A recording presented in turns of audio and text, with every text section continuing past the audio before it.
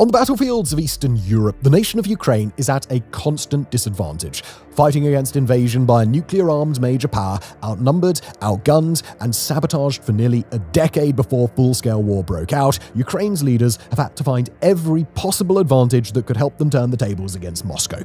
Whether through the large-scale innovation of unmanned aerial drones, the production and deployment of maritime drones, or the harnessing of advanced technologies like artificial intelligence and virtual reality, Ukraine has proven tremendously effective at using its people's creativity to make up the gap.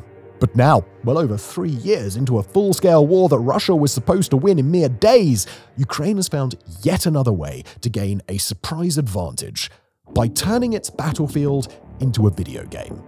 The program is called Army of Drones, and its structure is almost certainly a familiar one for anyone with even a basic awareness of 21st century media. If Ukrainian drone operators score kills, then they score points. If they can score points, then they can upgrade their kit, and if they upgrade their kit, then they're more able to collect more points in the future.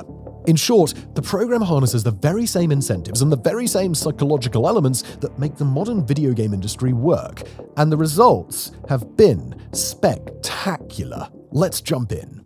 Just before we continue, quick word from our wonderful and very well aligned sponsor today, Ground News. Because let's be honest, trying to stay informed these days feels like picking a side, not understanding the story. I mean, take this headline: How Boulder Attack Could Boost Trump's War on Hostile Migration.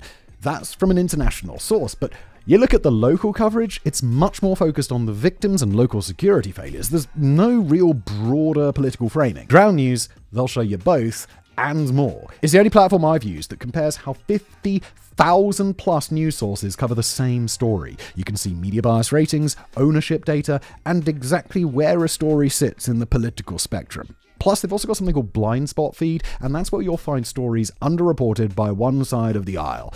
It's really eye-opening stuff. It gives you a picture of what the other side is thinking, whatever side you're on. I use the Vantage plan for unlimited access. You can actually get that for 40% off right now. It's just $5 a month. So go to ground.news/warfronts and start comparing how the world really sees the news. And now back to today's episode.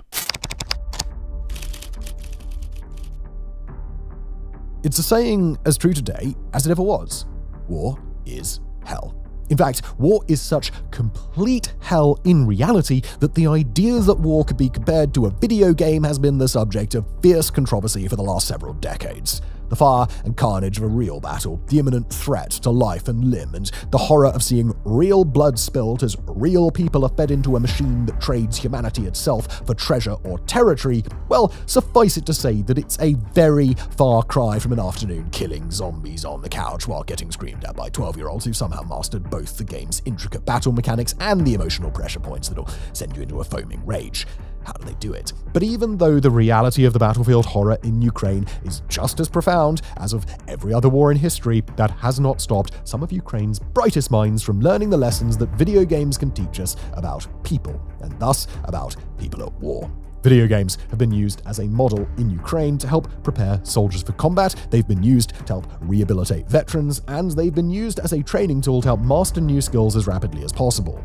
But when it comes to Ukraine's drone operatives, the video game elements that the Army of Drones program is really looking for is the use of incentives, adapting a video game-style scoring system to both maximize troops' efficiency on the battlefield and track and reward the most successful or efficient soldiers at Ukraine's disposal. Let's set the scene. Ukraine drone operators have become synonymous with their nation's fight against Russia. Their country's capacity to operate first-person view kamikaze-style aerial drones has become a hallmark of their fight against a much larger and more militarily powerful invader. Using cheap consumer-grade materials and modern technology, Ukraine's drones and their operators have been a huge equalizer. They gather small-scale tactical intelligence on the battlefield, attack troops and heavy equipment with extreme precision, and conduct constant long-range attacks against Russian territory. Ukraine has tens of thousands of drone operators relying on hundreds upon hundreds of startups and small drone-making foundries that are based mostly on Ukrainian soil, and according to Ukrainian President Volodymyr Zelensky, the nation will produce upwards of 4 million drones this year, 2025 alone. Ukrainian drone operators are everywhere in this conflict, from frontline positions helping small units conduct high-paced, constant asymmetric skirmishes to forward operating bases where they coordinate drone waves and help infantry assaults. Some operate in specialized teams, providing niche capabilities to various points across the battlefield and traveling fast and light in order to do so. Others work in underground bunkers far from the front lines, spending hours upon hours guiding their drones around Russia's patchwork of air defenses, sometimes for thousands of kilometers at a time, before scoring hits in areas that Russia believed to be secure. Russia has adopted drone tactics as well, using the support of both forward operating units and operators who can support from afar, even working at times out of their flats in some of Russia's biggest cities. And as drones take on premium importance in a conflict that's been a major learning experience for nations across the globe, their operators have become more valuable as well. Drone operators have become critical targets for both Russia and Ukraine, with hidden bunkers near frontline areas at constant risk of discovery and attack. They've also become a high priority for saboteurs, with Ukrainian intelligence officials indicating one particular attack to the global press in early 2025. Mirroring Israel's mass detonation of hidden explosives inside the pages distributed to Hezbollah operatives, Ukraine was purportedly able to plant explosives in some 80 sets of video piloting goggles distributed to the Russian army, blinding at least 8 soldiers when they were eventually set off. But just as important as figuring out how to take drone operators out of the fight is the task of figuring out how to make them more efficient in their work. Like any emerging technology, innovations in drone warfare have come a long way rapidly, especially in the use of sea drones, where in another major milestone, Ukraine just notched the first confirmed shoot-down of a fighter jet using modified missiles mounted on an unmanned surface vessel. But even though drones, much like a missile or an unmanned system, they are not autonomous. Instead, they're a piece of technology that relies on a human in the loop, more akin to the plane that the aforementioned missile shot down than the missile itself. Just like finding ways to improve pilot training, morale, or initiative can lead to significantly improved results in operations that rely on aircraft, the same's true for drones. Find ways to optimize the human, and drones can be made far more effective than they already were. Just before we continue, quick plug for our fantastic newsletter. Look, imagine never missing the critical details behind today's global events, those decisive moments and hidden narratives that shape our world. And that's exactly what you'll get with the WarFronts newsletter. Every week, you'll receive expertly curated insights into global conflicts, powerful military strategies, and analysis delivered directly to your inbox. No fluff, no noise, just crystal clear clarity, wrapped in compelling stories and fascinating historical connections that you just won't find anywhere else. It's completely free, it's genuinely valuable, and signing up just takes a few seconds. There's a link below. Understanding the world just got a whole lot easier thanks to our newsletter. And now back to it.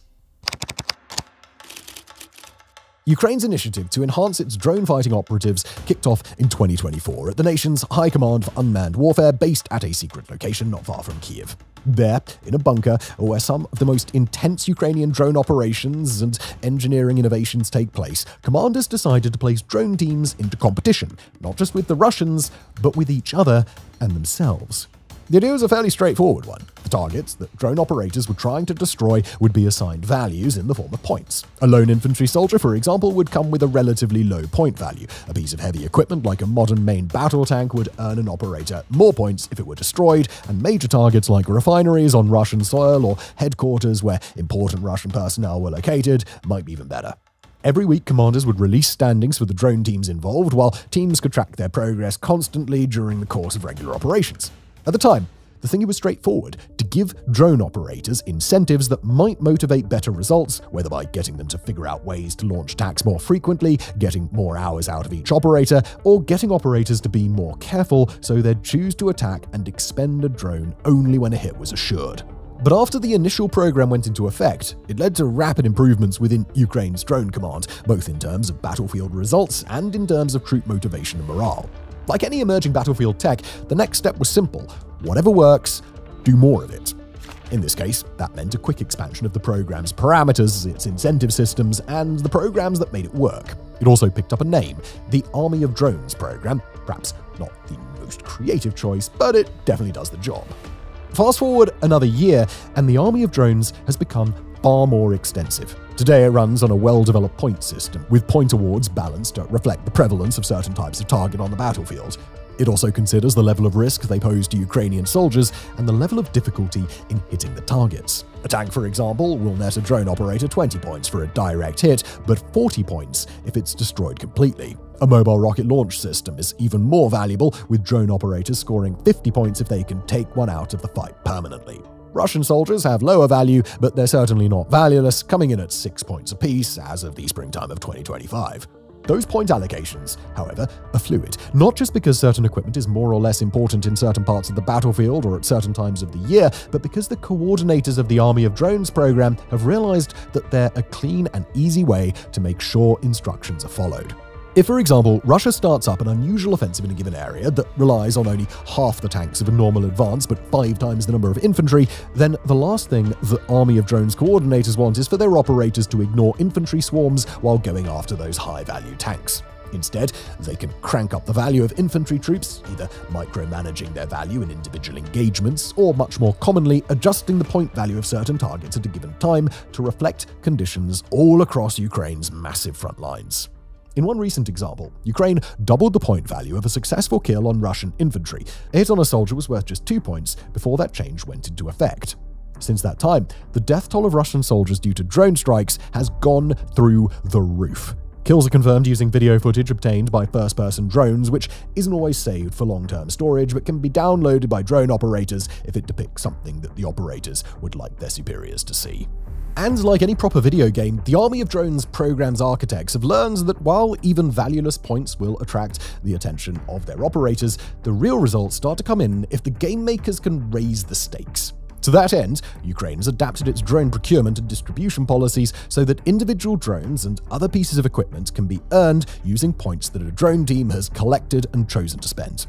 A recent Politico article on the program spotlights Ukraine's vampire drone, colloquially known as the Baba Yaga, a heavy bomber, at least on the scale of first-person operated multi-rotor drones, capable of carrying bombs up to 15 kilograms. When a unit puts in an order, Ukraine makes sure the drone they're looking for is delivered promptly, and the most successful units get far more of them to work with.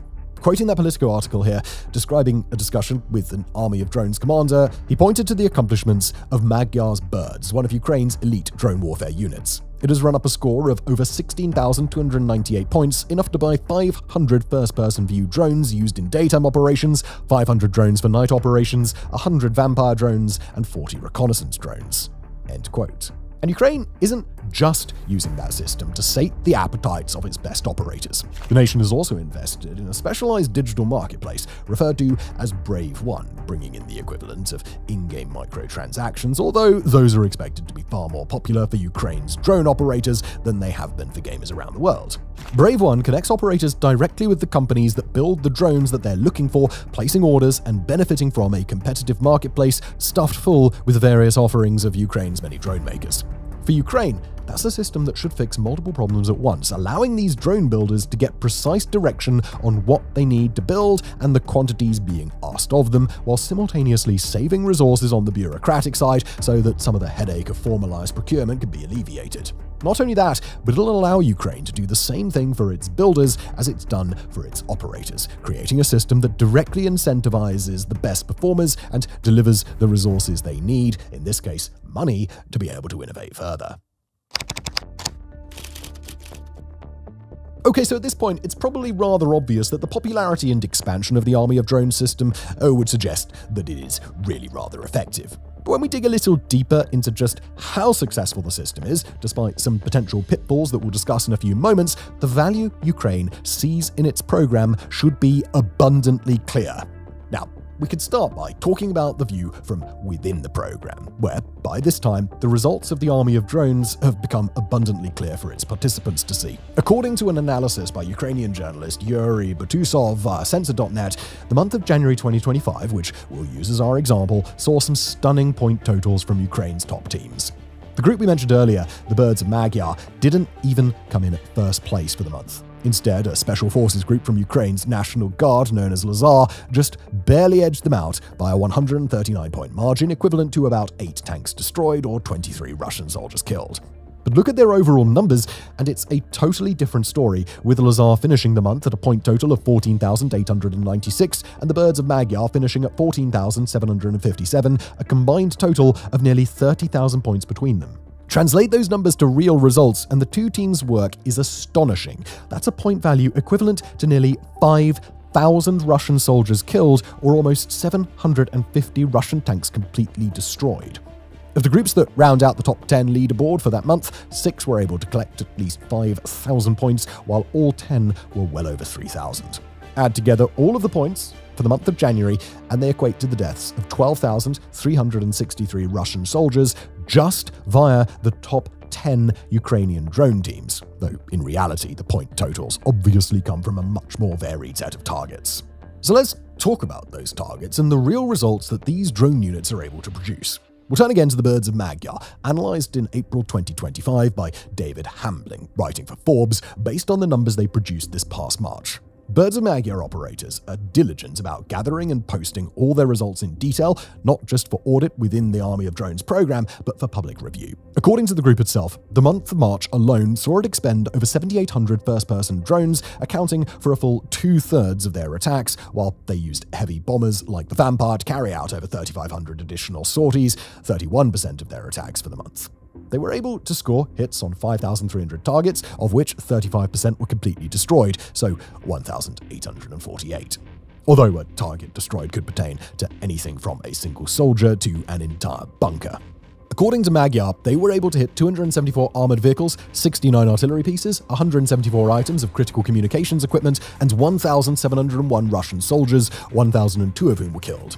That in addition to over 2,000 hits against static structures. According to Magyar, they were able to get nearly 70 sorties out of the average Vampire drone before it was taken out, and about 45 flights out of every reconnaissance drone before it met the same fate. Again, this was just one unit of Ukraine's drone forces doing their part on a far larger battlefield. But Ukraine's programs have allowed them to improve at a stunning pace. In March of 2024, the birds of Magyar recorded a hair under 300 total hits. Just 1 year later, they hit over 5,000 during the same single month. All in all, Ukraine's UAV warfighters have taken to the Army of Drones program like Pete Hegseth to a group chat. Fist emoji, flag emoji, fire emoji. Check out our merch. According to Politico, about 90% of all of Ukraine's drone teams had already scored points under the new Brave One system within just weeks of its launch date. Quoting here, "In fact, they are logging so many hits that the government has had to revamp the logistics of drone deliveries to get more of them to points-heavy units." End quote. They've been able to achieve meaningful results all up and down the front lines and well into Russia's backlines, taking full advantage of their own creativity and operational versatility in order to do it. And with the drone operators going through something of a renaissance, they've been able to greatly enhance the rest of Ukraine's military, gathering ungodly amounts of real-time intelligence, enabling attacks and counterattacks by units at the front, and even beginning to shift Ukraine's method of warfighting so that the extreme positive results of these drone operators can be maximized even further in the near future. Alright, when we zoom out from the battlefields of Ukraine and examine the Army of Drones program as a new feature of modern warfare, a couple of observations do stand out. First, as we imagined that a lot of viewers have already picked up on, the entire program implies something rather uncomfortable about warfare itself. As we said at the outset, and as those who have experienced it know firsthand, war is hell, and the agony and despair of any battlefield is something that commands much-deserved respect. But there's something profoundly unserious about this way of looking at warfare, turning it into a literal game with an entire point system and incentive structure. That's something that the program's own participants are well aware of. Indeed, it's very common for global media interviews and conversations with Ukrainian drone operators to feature those same operators reckoning with the strange reality of their situation and working to emphasize the fact that they do grimly serious work far from anything resembling a game. But we can hold that reality in one hand, understanding that these operators do indeed understand and respect the horrific nature of drone-infused warfare. And as we do that, we can simultaneously try to make sense of the disconnect in a warfighting system that uses the same points, incentives, and team-on-team competition that modern gaming relies on. The process at work here isn't a gradual transformation of the battlefields of Ukraine into the next installment of the Battlefield series. Instead, it's a process by which Ukraine is figuring out how to seize on proven methods of getting the best possible performance out of teams of people sitting behind screens, but directing implements of warfighting. And in today's world, combat video games are about as perfect an analog as the nation can get. With that comes a set of serious considerations on the nature of modern warfare.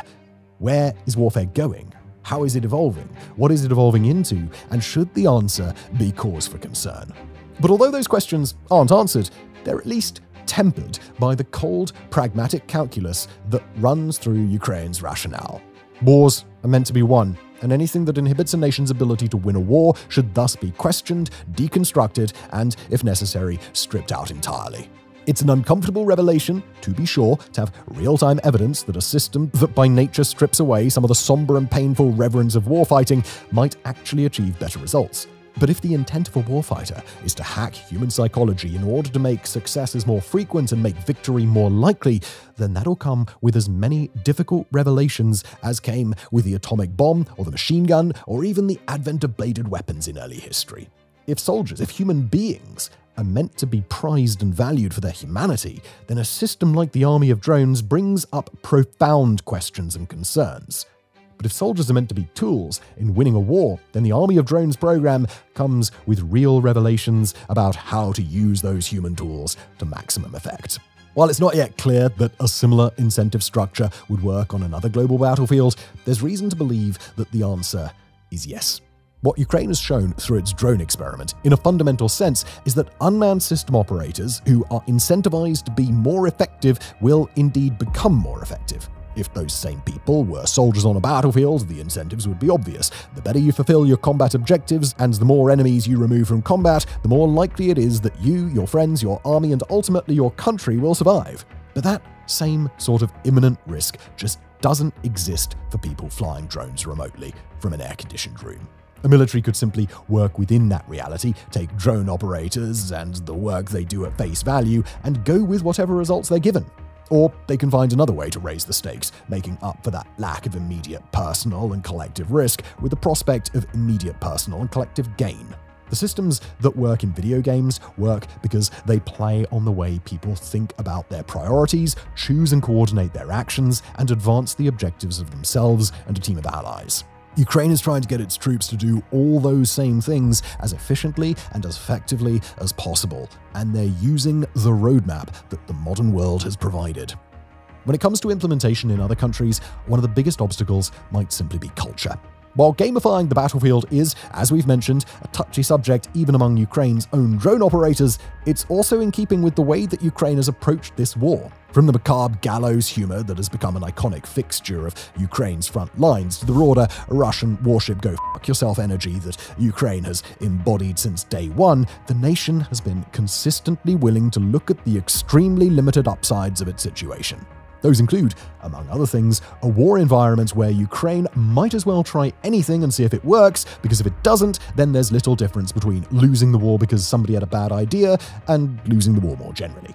This is a war that was supposed to be over in days, and after several years of Ukrainian culture repeating to itself, I guess we might not be dead after all, let's see how far we can make it, coming up with programs like the Army of Drones is part and parcel with all the rest. In other warfighting cultures, ones where the idea of respect and honor for the horror of the battlefield are seen as conflicting with a program like this, then those programs may not be adopted nearly so easily, and a nation that believes it can win wars with its current tools is less likely to adopt unconventional alternatives than a country in Ukraine's position. There are, of course, some other practical problems to consider. For example, there's a risk that Ukraine could take programs like this too far too fast in keeping with the nation's broader effort to take soldiers out of the line of fire whenever they can. Rely on drones too much, and Ukraine, or another nation, may leave vulnerabilities that traditional flesh and bone and steel armies can exploit. There are also risks on the production side. For example, a drone maker who's made a fantastic product but who doesn't get noticed or doesn't fill the needs of buyers at UkrainianDeathAmazon.com may be forced to stop producing their drone or never design it at all. If Ukraine can build an architecture to prevent that, identifying highly innovative or niche products that are worth developing after the war, then fantastic. But otherwise, the long-term benefits of innovation may be sacrificed to the short-term needs of war. And of course, such a system is rife for mismanagement, either intentional or not. A short-sighted adjustment to catch a cheating drone team there, and the collateral effects can very quickly start to pile up. But although the system is far from perfect, Ukraine's Army of Drones program represents a massive innovation in the emerging field of drone warfare, optimizing not the technology itself, but the humans behind the technology to the greatest extent possible.